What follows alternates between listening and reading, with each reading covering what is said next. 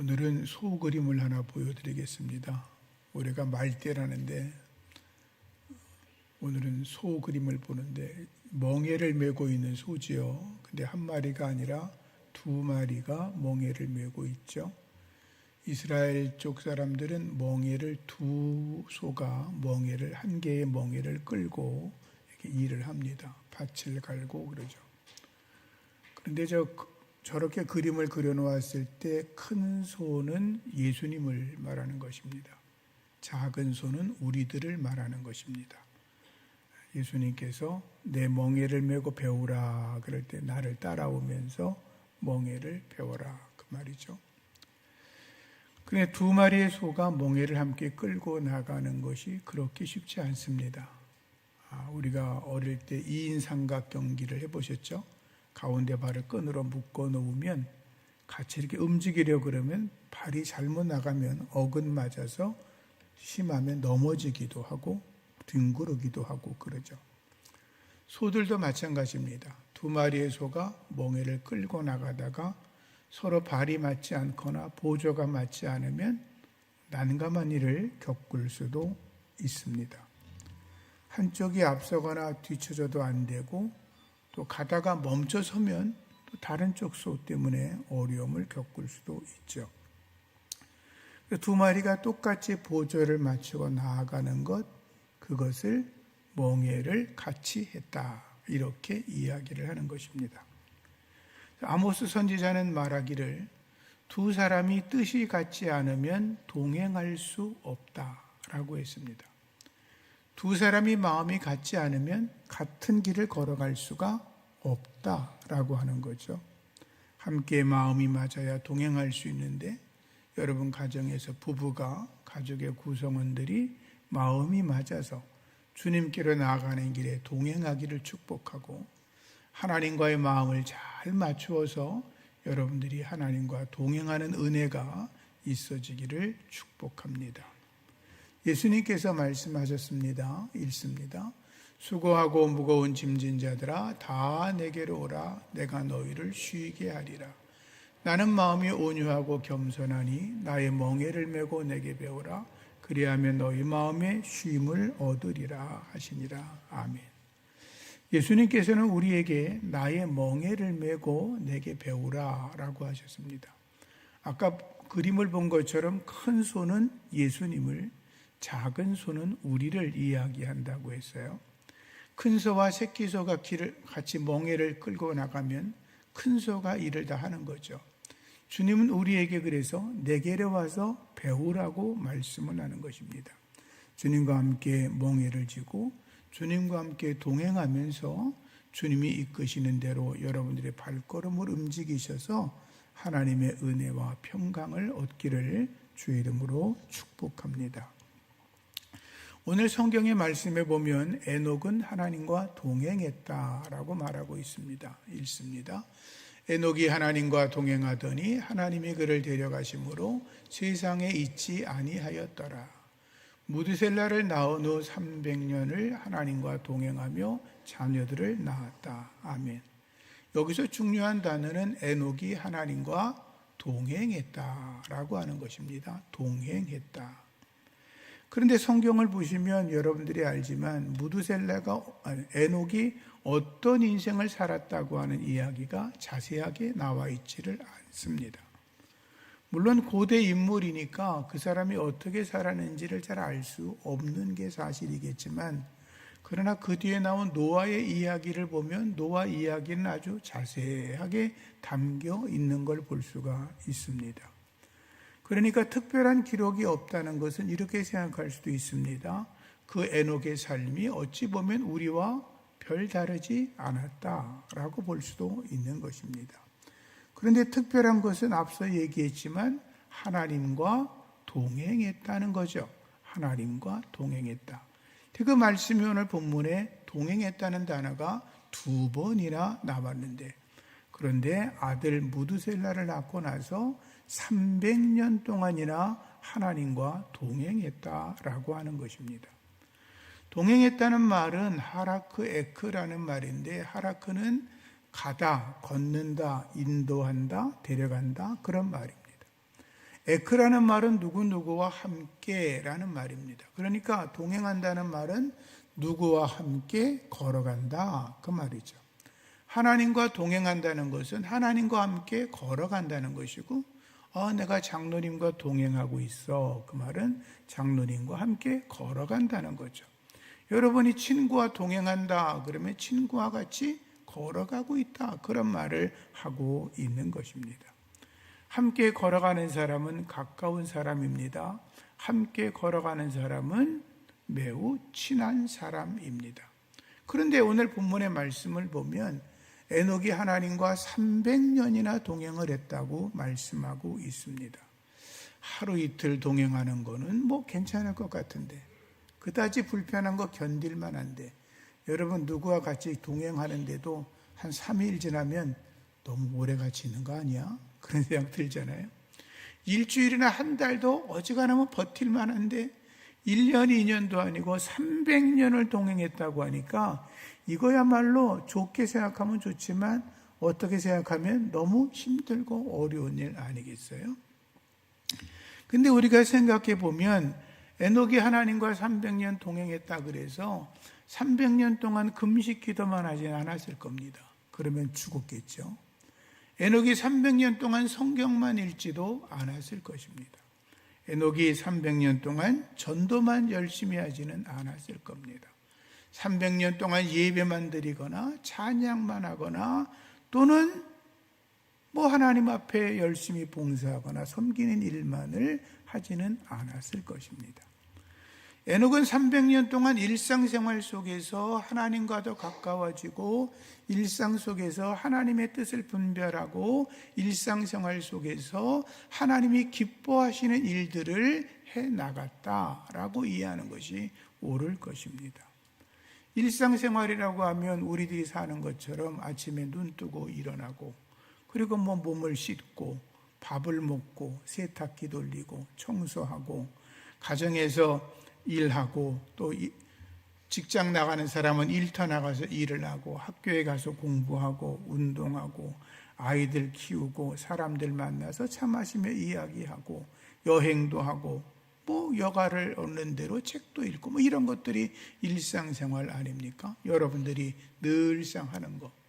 근데 그러한 일상생활 속에서 하나님과 동행했다고 하는 건 날마다 똑같은 생활, 일상적인 생활을 하면서도 그는 하나님과 교제하기 위해서 하나님의 말씀을 묵상했고 그리고 하나님께 겸손하게 기도했고 하나님이 내게 준 사명이 무엇인지를 분별해서 사명대로 살아가려고 노력을 했고 그리고 하나님 앞에 나와 사람들을 섬기고 봉사하고 교회 충성하고 그리고 성령님과 동행하면서 하나님의 기쁨이 되고 소금과 빛의 삶을 살아가고 그리스도의 향기를 드러내며 살아가는 그런 삶을 여러분들과 크게 다르지 않은 그런 거룩한 삶을 살아가기에 힘썼다는 것입니다. 그러면서 항상 기뻐하고 쉬지 말고 기도하고 범사에 감사하는 그런 경건한 삶을 살아갔다라고 하는 거죠. 때로 힘들고 어려운 일도 있었겠지요. 감당하기 힘든 일도 있었겠죠. 무엇을 어떻게 해야 되는지 모를 때가 있었겠죠. 그럴 때는 또 믿음으로 이렇게 살아갔다는 것입니다. 읽습니다. 끝으로 형제들아 무엇에든지 참되며 무엇에든지 경건하며 무엇에든지 오르며 무엇에든지 정결하며 무엇에든지 칭찬받을 만하며 무슨 덕이 있든지 무슨 기림이 있든지 이것들을 생각하라. 아멘. 어떤 문제가 부딪혔을 때 어떻게 살아야 될 것인가? 그래 나는 무엇이든지 참되게 살아가야 돼. 무엇을 결정해야 될지 모를 때 그래 나는 경건한 일을 선택해야 돼. 나는 옳은 일을 선택해야 돼. 나는 누구에게든지 사랑받은 일을 해야 되고 칭찬받을 만한 일을 해야 되고 무슨 덕이 있든지 무슨 기름이 있든지 하나님의 뜻을 생각하며 살아가는 삶을 선택하며 살아가려고 애를 쓴다는 거죠. 그게 바로 하나님과 동행하는 것이라는 거예요. 내가 말을 하거나 일을 하거나 무슨 일을 하든지 간에 언제나 예수의 이름으로 하고 그의 이름을 빌어 하나님께 감사하는 삶을 살아가는 것, 그게 바로 주님과 동행하는 것이고, 그리고 우리의 믿음 안에 언제나 내가 살든지 죽든지 내 몸에서 그리스도가 영광받기를 원합니다 라는 믿음으로 살아가는 것이 주님과 동행하는 것입니다. 여러분, 주님과 동행하시기를 주의 이름으로 부탁을 드립니다. 그런데 우리가 하나 기억해야 될 것은, 하나님과 동행한다는 것은 하나님의 거룩함을 닮아가는 것이라고 하는 것입니다. 13세기 초에 도미니쿠스라고 하는 수도사가 도미니쿠스 수도회를 교단으로 인정받으려고 교황 호노리오 3세를 찾아갔습니다. 교황을 찾아가서 자기가 운영하는 수도회가 교단이 되도록 허락을 받으려고 하는데, 두 사람은 발코니에 서서 이런저런 믿음의 이야기를 하고 있었습니다. 그런데 마침 교황청으로 돈가방이 가득 담겼고, 그리고 금괴가 가득 실려있는 마차가 교황청 안으로 들어가고 있었습니다. 그때 교황이 이렇게 말했습니다. 이보시오, 도미니쿠스, 이제 교회는 베드로 시대보다 더 위대하게 됐습니다. 베드로 시대는 은과 금이 없다 그랬지만 우리는 지금 은과 금이 차고 넘쳐나니 우리는 베드로 시대보다 훨씬 더 강하고 그리고 힘 있는 그런 시대를 지내고 있다고 이야기를 했습니다.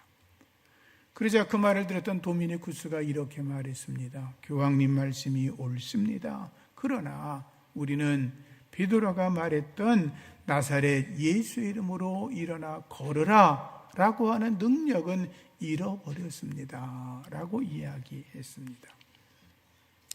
여러분, 오늘날 한국교회는 은과 금이 넘쳐나고 있습니다. 우리 한국교회 성도들의 가정에도 은과 금이 넘쳐나고 있습니다. 물론 우리 교회나 여러분 집안에 은과 금이 쌓여 있는 건 아니지만 과거 어느 때보다 우리는 은과 금이 넘쳐나고 풍요로운 삶을 살아가고 있는 것은 사실입니다. 그런데 우리들의 안에, 우리의 믿음 안에 나사렛 예수의 이름으로 일어나 걸으라 라고 하는 능력 있는 믿음이 이미 많이 사라진 지가 오래인 것 같습니다. 여러분, 교회가 풍요로워지는 것 중요합니다. 재정이 넉넉해져서 선교하고 봉사하고 구제하고 교회 일을 넘치게 하는 것 매우 중요합니다. 여러분들의 가정의 경제가 윤택해지는 것 매우 중요합니다. 그러나 그것보다 더 중요한 것은 우리 안에 하나님의 거룩한 능력이 생기고 믿음의 영성과 기도의 영성이 생겨서 하나님의 능력을 드러내고 주님의 거룩을 닮아가는 것은 더 중요한 것입니다. 주님과 동행하면서 하나님의 거룩함으로 능력 있는 성도가 되기를 주의 이름으로 축복합니다.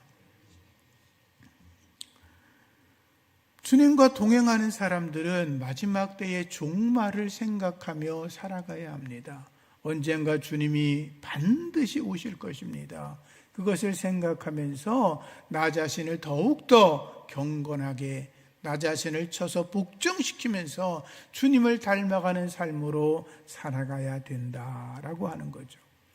오늘 에녹의 이야기를 읽다 보면 에녹은 무두셀라를 낳기 전까지, 그러니까 65세까지는 하나님과 동행했다라는 기록이 없습니다. 그런데 무두셀라를 낳고부터 300년 동안 하나님과 동행했다, 이렇게 성경은 기록하고 있습니다. 그러니까 무두셀라를 낳은 것이 뭔가 계기가 돼서 뭔가가 깨달아져서 그때부터 하나님과 동행했다는 것 아닙니까? 그럼 이유가 뭘까? 무두셀라의 이름이 뭐냐 하면 창을 던지는 사람이란 뜻입니다. 창을 던지는 사람. 고대 부족 사회에서는 부족과 부족 간에 전쟁이 벌어지면 마을 입구에서 창을 던지는 사람이 있었습니다. 옛날로 말하면 고대 부족에는 창을 던졌을 테고, 그 다음에는 화살을 쏴서 오지 못하게 했을 테고, 최근에는 박격포를 쏘거나 미사일을 쏴서 적군이 못 오게 막았던 거죠. 그런데 이 창을 던지는 사람이 창을 던지고 마을을 방어하다가 그 창을 던지는 사람이 죽게 되면 그 마을은 전쟁에서 패한 것이고 마을은 무너지는 것이었습니다.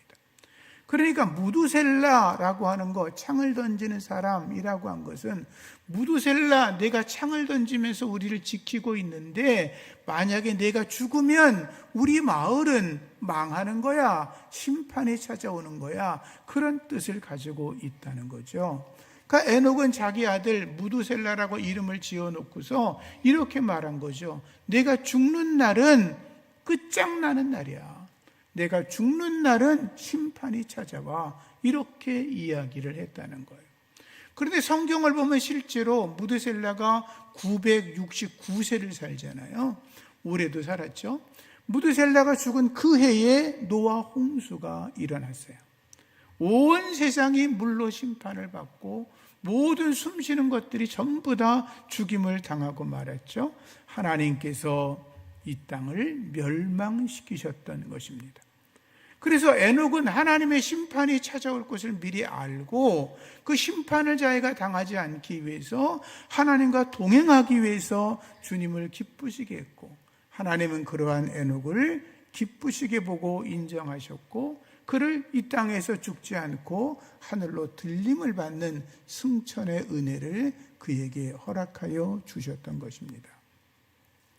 에녹이 살던 시대도 아주 사악한 시대였습니다. 가인의 칠대손 라멕이 사람을 죽이고 나서 하나님이 그를 책망하니까 그 하나님의 벌 받는 거 별거 아니야 라고 말하면서 오히려 하나님을 조롱하는 장면이 창세기 4장에 나옵니다. 창세기 6장에는 인간들이 얼마나 악했는지 말씀을 읽겠습니다. 여호와께서 사람의 죄악이 세상에 가득함과 그의 마음으로 생각하는 모든 계획이 항상 악할 뿐임을 보시고 땅 위에 사람을 지으셨음을 한탄하사 마음에 근심하시고 이르시되 내가 창조한 사람을 내가 지면에서 쓸어버리되 사람으로부터 가축과 기는 것과 공중의 새까지 그리하리니 이는 내가 그것들을 지었음을 한탄함이니라 하시니라. 아멘. 하나님께서 세상을 보니까 얼마나 악한지 좀 5절 말씀을 다시 보세요. 인간들이 마음으로 생각하는 모든 계획이 어떻다고요? 항상 악하다는 거예요. 사람들이 얼마나 악한지 하나님이 내가 사람을 창조한 것을 잘못했나 보다 한탄하고 근심하셨다는 거예요.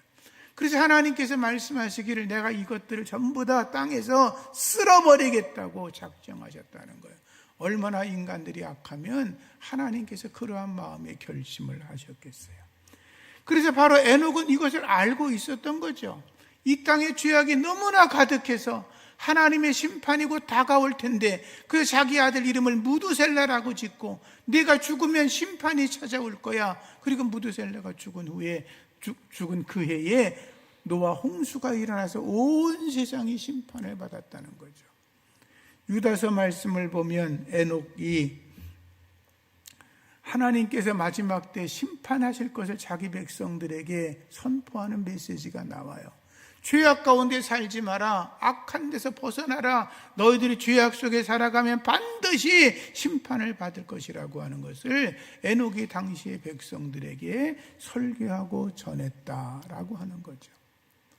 하나님의 심판의 때가 반드시 찾아올 줄로 믿습니다. 종말이 반드시 옵니다. 하나님의 거룩한 백성들은 주께서 예비하신 천국에 이를 거지만 예수 그리스도 알지 못하는 자들은 그들은 영원한 벌에 빠지게 될고 말 것입니다. 양과 염소를 가르듯이 마지막 때 분명하게 갈라질 것입니다. 알곡과 쭉정이를 갈라놓듯이 갈라지게 될 겁니다. 두 사람이 함께 밭에 있다가 한 사람은 들림받고 한 사람은 남을 것이고 그리고 두 사람이 함께 맷돌 갈다가 한 사람은 천국에 가고 한 사람은 남게 될 텐데 여러분들은 그날 다 천국에 올라가시기를 주의 이름으로 축복합니다. 말씀을 읽겠습니다. 주께서 호령과 천사장의 소리와 하나님의 나팔 소리로 치니 하늘로부터 강림하시리니 그리스도 안에서 죽은 자들이 먼저 일어나고 그 후에 우리 살아남은 자도 그들과 함께 구름 속으로 끌어올려 공중에서 주를 영접하게 하시리니 그리하여 우리가 항상 주와 함께 있으리라. 아멘. 주님이 다시 오시는 날 죽은 자들이 먼저 살아나고, 그리고 살아있는 우리들도 들림받아 영원한 천국에 이를 줄로 믿습니다.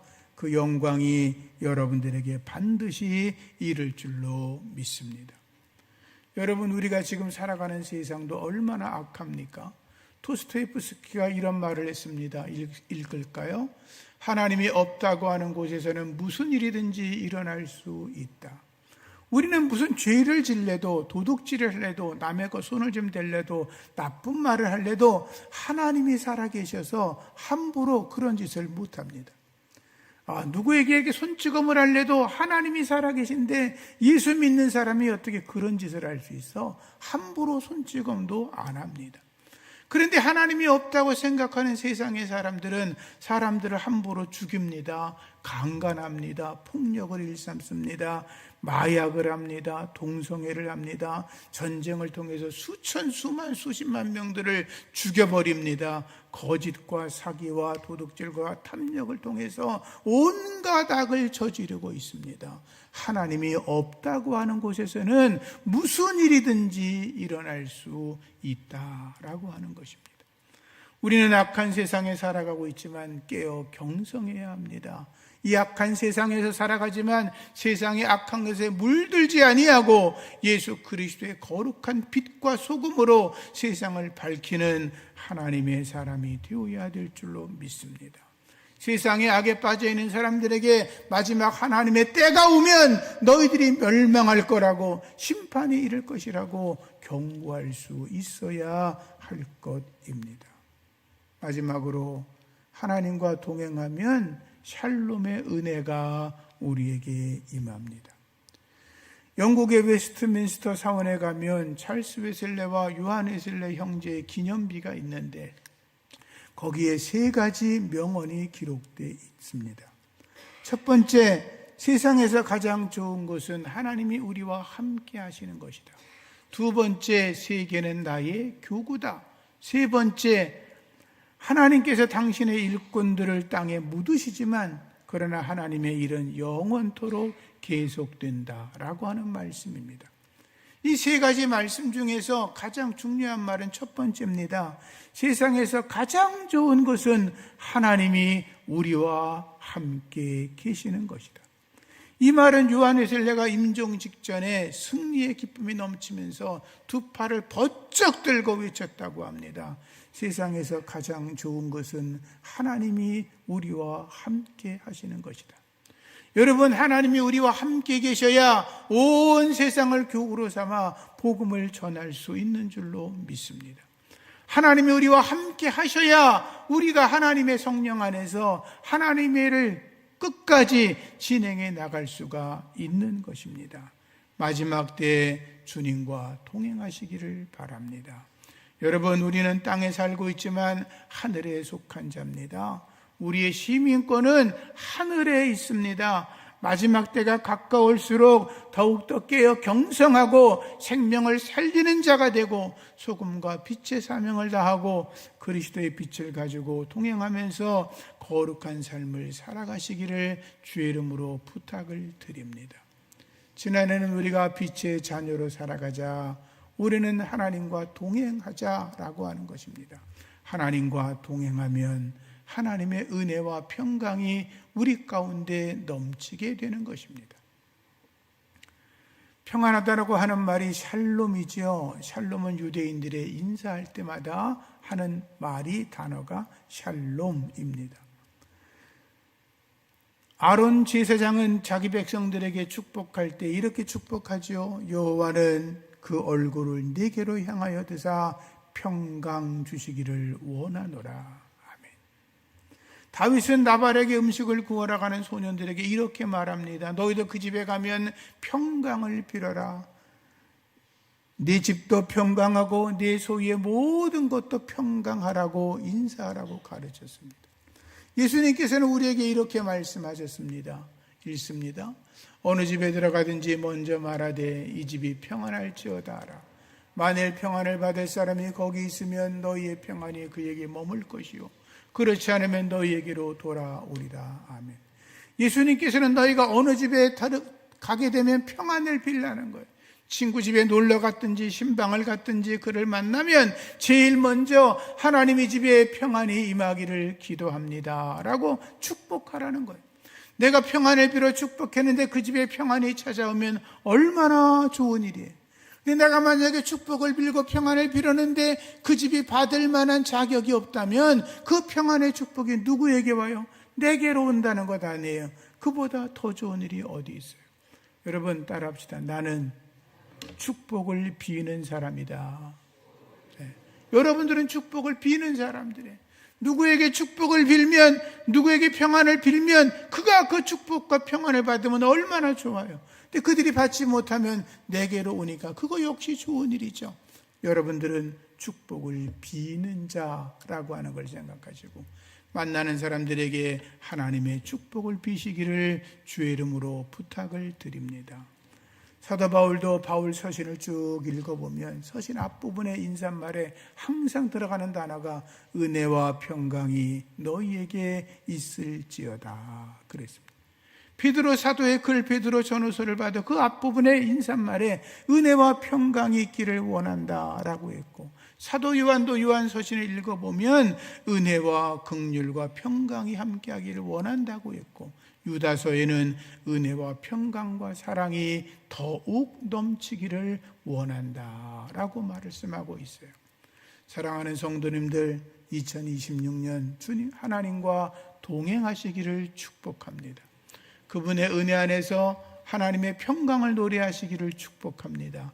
새해 믿음으로 승리하는 여러분들 되시기를 주의 이름으로 축복합니다.